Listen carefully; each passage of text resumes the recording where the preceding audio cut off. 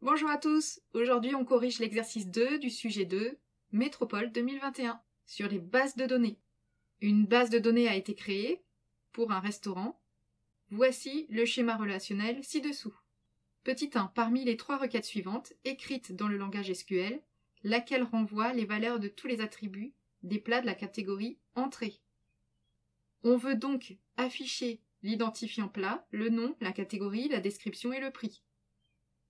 R1 renvoie le nom et le prix de la table plat pour la catégorie Entrée.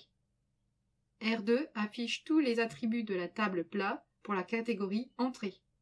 Où R1 est toujours vrai. Donc ici, avec cette requête, tous les plats de la table auront comme catégorie Entrée.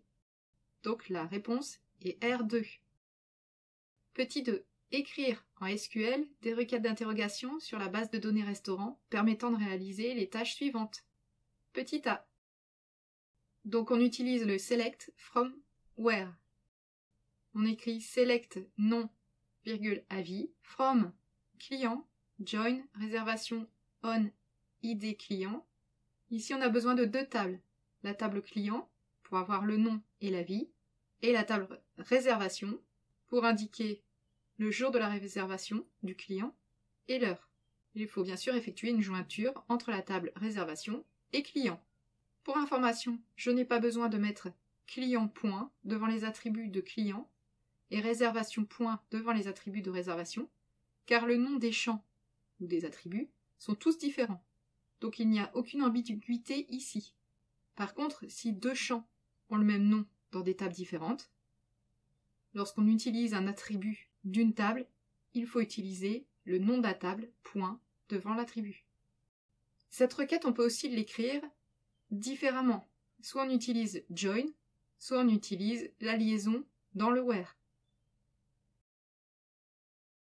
Petit b. J'écris d'abord la requête cherchant le nom des plats de la table plat dans la catégorie plat principal ou dessert.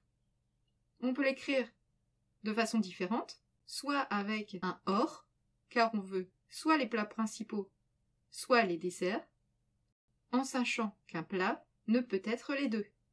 Il ne peut être un plat principal et en même temps un dessert. Ou soit avec un IN et la liste des possibilités. Ensuite, j'ajoute la liaison avec la table commande et la table réservation. Je relie sur ID plat et dièse ID plat, et ID réservation et dièse ID réservation. Je peux utiliser différentes méthodes, soit je relie dans le where les tables, soit j'utilise le join dans le from.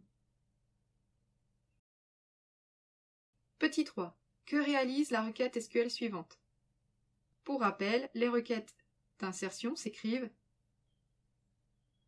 Il s'agit d'une insertion dans la table plat, avec l'identifiant 58, le nom est pêche melba, la catégorie est dessert, la description c'est pêche et glace vanille, et le prix est de 6,05 €.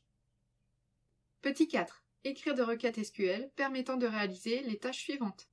Petit a. Un petit rappel, voici comment on écrit une requête de suppression. On veut supprimer de la table commande. Donc dans un premier temps, on supprime toutes les commandes de la table commande, dont la réservation est le 2047. On fait un delete from command, where dièse id réservation est égal à 2047. Mais comme la table commande est reliée à la table réservation, est-ce que ça a un sens de conserver une réservation sans commande? Il s'agit d'un respect des contraintes d'intégrité. On va donc supprimer la réservation 2047 car il n'y a plus de commande associée. Donc on va faire un delete from réservation where id réservation est égal à 2047.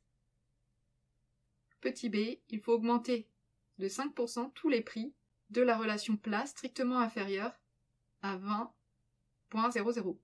On va donc faire une requête de mise à jour. Pour rappel, elle va s'écrire sous la forme. Il s'agit d'une augmentation du prix. Une augmentation de 5% du prix va s'écrire. Le nouveau prix va être égal au prix fois 5% plus l'ancien prix qui est égal à 1.05 fois le prix. On va mettre à jour la table plat sur le champ prix qui va maintenant être égal à 1,05 fois le prix where le prix est inférieur à 20.00.